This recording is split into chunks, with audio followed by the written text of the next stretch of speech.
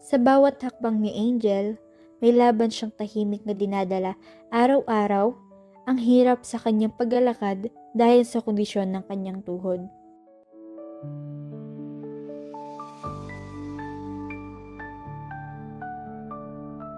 Ako nga po pala si Angel Grace Lee Abad.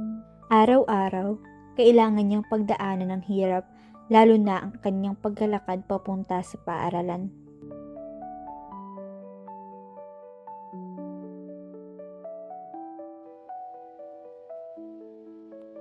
Ngunit sa kabila nito, patuloy siyang nag-aaral at ipinagpapatuloy ang kanyang pangarap. Minsan po, hindi ako nakapasok dahil wala pong naghahatid sa akin. Minsan naman po, wala pong sasakyan. Tapos, pag po nahatid ako, hanggang school na po yun, hanggang classroom na po.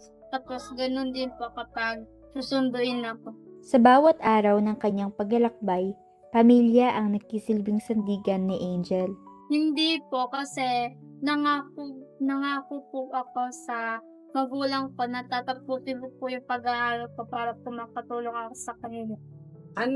Lagi ko siyang ginigising, maaga ko siyang pinapaalalahanan na maaga ang kanyang pasok at maagang maligo at para inoobliga ko yung magkakaon sa kanya sa pagpasok sa school. Kaya pagka inaagaan ko para makapasok, malaman kung meron siya sa sasakyan.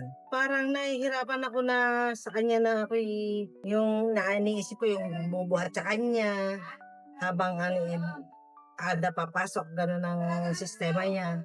Lagi araw-araw gano'n. Hindi ako nag-aano na hangga't hindi siya nasusundo na maayos tsaka naihatid ng maayos. Matagumpay na nakapagtapos ng grade 10 si Angel matapos ang 4 na taon ng pagpupursige bilang scholar. Bakit tuwang-tuwa?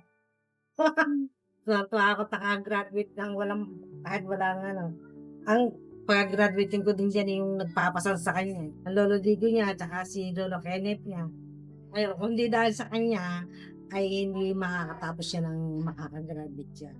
Hindi hadlang ang anumang kondisyon sa pag-abot ng pangarap.